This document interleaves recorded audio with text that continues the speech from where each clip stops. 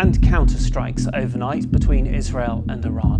Now, in a moment, Iran launched retaliatory missile and drone strikes into Israel this morning following Israel's attack on Iran's nuclear program. Overseas now, attacks by Israel on Iran are expanding, and so is the crossfire. Tonight, Israel's Iron Dome defense system intercepted a new volley of attacks from Iran. Strikes early Saturday. The conflict between the longtime foes has escalated dramatically and is now heading into its third night. As waves যদি আগামীকাল ভোরবেলা খবর আসে Iran এবং ইসরায়েলের মধ্যে পূর্ণাঙ্গ যুদ্ধ শুরু হয়ে গেছে, তবে তার ফলাফল শুধু মধ্যপ্রাচ্য নয়, পুরো বিশ্বের মুসলমানদের উপর পড়বে। এটা কি হবে মুসলিম উম্মাহের পুনর্জাগরণ, নাকি এটা হবে আরেক বিভক্তির ট্র্যাজেডি? ইসরায়েল এবং ইরান সম্পর্ক কখনোই স্বাভাবিক ছিল না। ইরান চায় ফিলিস্তিনের মুক্তি, তারা চায় মধ্যপ্রাচ্য থেকে ইসরায়েলকে হটিয়ে দিতে। আর ইসরায়েল তারা চায় ইরান যেন কোনোভাবে পারমাণবিক অস্ত্র না বানায়, আর চায় হিজবুল্লাহ এবং হামাস কোনোভাবেই শক্তিশালী যেন না হয়। ইরান এবং ইসরায়েলের যুদ্ধের ফলে মুসলিম বিশ্বের কি কি উপকার হতে পারে?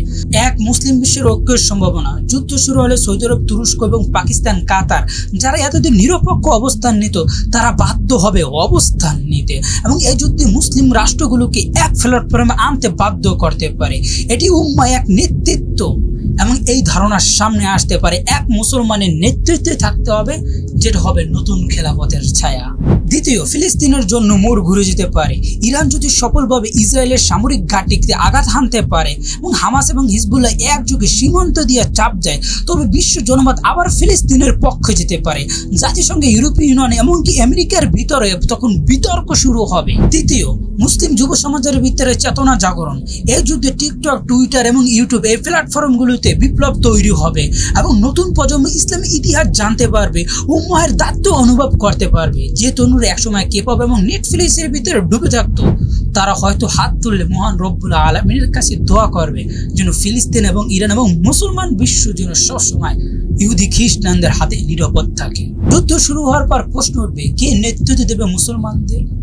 ইরান নিজে থেকে ধর্মীয় দিক থেকে নেতৃত্ব স্থানে দাবি করবে, কারণ তারা সরাসরি ইসরায়েলের বিরুদ্ধে যুদ্ধ শুরু করেছে এবং তারাই যুদ্ধ ঘোষণা করেছে। দ্বিতীয়, তুরস্ক। এরদোগান যদিও ইসলাম বিশ্বের পক্ষে গর্জন তুলেছে বহুবার, তুরস্ক দাবি করতে পারে আধুনিক নেতৃত্ব, রাজনীতি এবং প্রযুক্তি এবং ইসলামী মতাদর্শের মিশ্রণের নেতৃত্ব দিতে পারে।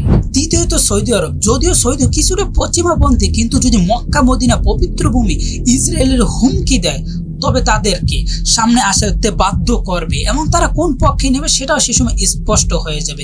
এই যুদ্ধ শুধু বুলেটের হবে না, এই যুদ্ধ হবে নেতৃত্বের, এই যুদ্ধ হবে এক জাতির আত্মপরিচয়ের। মুসলমানদের আত্মপরিচয় কোথায় গিয়ে দাঁড়াবে, এই যুদ্ধই সেটা নির্ধারণ করে দেবে। আর এই যুদ্ধের ফলে ইসরায়েলের কি কি ক্ষতি হবে? প্রথমত, অর্থনীতির পতন হবে। ইসরায়েলের বাজারে বিশাল ধস নামবে এবং অর্থনীতি থেকে শুরু করে সমস্ত জিনিস বন্ধ হয়ে যাবে, পর্যটক একেবারেই শেষ হয়ে যাবে, একেবারে সমস্ত জিনিস ভেঙে পড়বে ইসরায়েলের।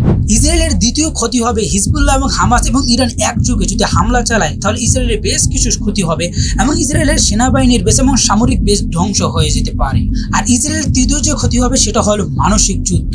ইসরায়েলের জনগণ ভয় পাবে, উদ্বিগ্ন থাকবে, নিরাপত্তাহীনতায় ভুগবে, বিশ্বজুড়ে আতঙ্ক ছড়িয়ে পড়বে। যে কোনো সময় ইরানের ড্রোন বা ক্ষেপণাস্ত্র আঘাত হানতে পারে, এমনকি মানসিক চাপ দীর্ঘ সময় থাকলে রাষ্ট্র দুর্বল হয়ে যেতে পারে, সেনাবাহিনী পর্যন্ত ভেঙে চুরমার হয়ে যেতে পারে। তাহলে কি সত্যি শুরু হতে যাচ্ছে ইসলামের নতুন যুগ, নাকি সামনে আরো ভয়াবহ ধ্বংসস্তূপের অপেক্ষা করছে?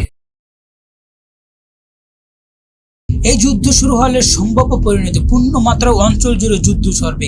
ইরান আর একা থাকবে না, তার সাথে থাকবে হিজবুল্লাহ, লেবানন এবং হুতি বিদ্রোহী ইয়ামান এবং ইরাকের শিয়া মিলিশিয়ার। এই তিন ফ্রন্ট থেকে ইসরায়েলকে চাপ দেওয়া হলে তাদের প্রতিরক্ষা ব্যর্থ হতে পারে। আর যখন ইসরায়েল ব্যর্থ হবে, সম্ভাব্য পরিণতি হতে পারে পারমাণবিক বিপদ। ইসরায়েল হয়তো পারমাণবিক অস্ত্র ব্যবহার করার হুমকি দিতে পারে। ইয়ামানের পরমাণু কর্মসূচি যদি হুমকিতে পড়ে, তবে পুরো মধ্যপ্রাচ্য পরিণত হবে এক নিউক্লিয়ার পাওয়ার কেট। ইরান এবং ইসরায়েলের যুদ্ধে পরাশক্তিরা কি হস্তক্ষেপ করতে পারে? প্রথমে আসবে আমেরিকার ভূমিকায়। আমেরিকা এবং ইসরায়েলের মধ্যে দীর্ঘদিনের মিত্র, তারা যুদ্ধ বিমান দিয়ে, ক্ষেপণাস্ত্র সিস্টেম দিয়ে সরাসরি ইসরায়েলকে তারা সাহায্য সহযোগিতা করবে। দ্বিতীয় অধ্যায়ে আসবে চীন এবং রাশিয়া।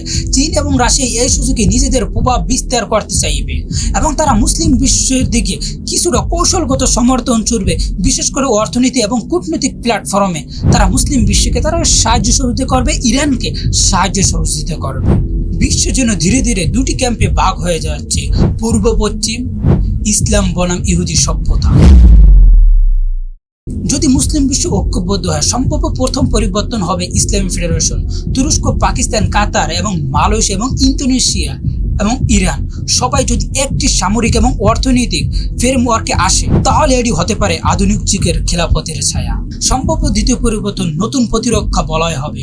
মুসলিম দেশগুলো যৌথভাবে একটি ডিফেন্স শিল্ড গঠন করবে, যা শুধু আত্মরক্ষা নয় এবং বিশ্ব রাজনীতিকে শক্তি প্রদর্শন করবে। আর এই যুদ্ধ হয়তো ঘুম ভেঙে দিতে পারে 1 মিলিয়ন মুসলমানদের।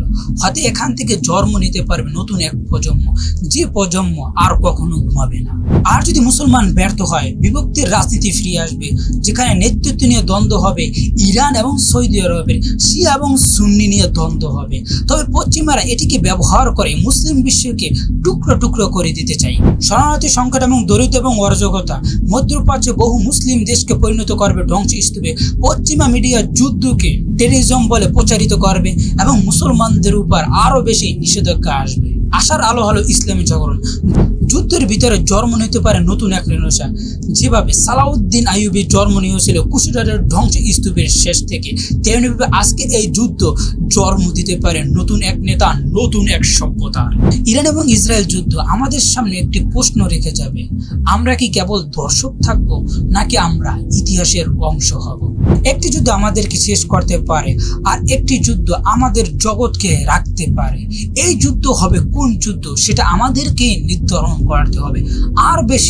আর কত বেশি মুসলমানদের রক্ত ঝরালে, আর কত মুসলমানের মৃত্যু হলে আমরা সজাগ হব, সেটা আমাদেরকে বলতে হবে, সেটা আমাদেরকে চিন্তা ভাবনা করতে হবে। যদি আমরা এখন সতর্ক না হই, তাহলে বিশ্ব মানচিত্র থেকে মুসলমানদের নাম ধীরে ধীরে মুছে যাবে। তাই এই বিষয় নিয়ে আপনাদের কি মন্তব্য অবশ্যই নিচে কমেন্ট করবেন এবং ভিডিওটা শেয়ার করবেন, এবং বিশ্ব রাজনীতি এবং মুসলমানদের পরিস্থিতি নিয়ে আপনাদের কি মন্তব্য অবশ্যই নিচে কমেন্ট করে জানাবেন। ভালো থাকবেন, সুস্থ থাকবেন, চ্যানেলের পাশে থাকবেন। যারা কোন পর্যন্ত আমাদের এই চ্যানেলকে সাবস্ক্রাইব করেন না, অবশ্যই আমাদের এই চ্যানেলকে সাবস্ক্রাইব করবেন। আর যারা ফেসবুক পেজ থেকে দেখতে আসেন, অবশ্যই ফেসবুক পেজটা ফলো করে রাখবেন। নিজস্ব কোনো মন্তব্য থাকলে অবশ্যই নিচে কমেন্ট বক্সটা আপনাদের জন্য মুক্ত, অবশ্যই নিচে কমেন্ট করে আমাদেরকে জানিয়ে যাবেন।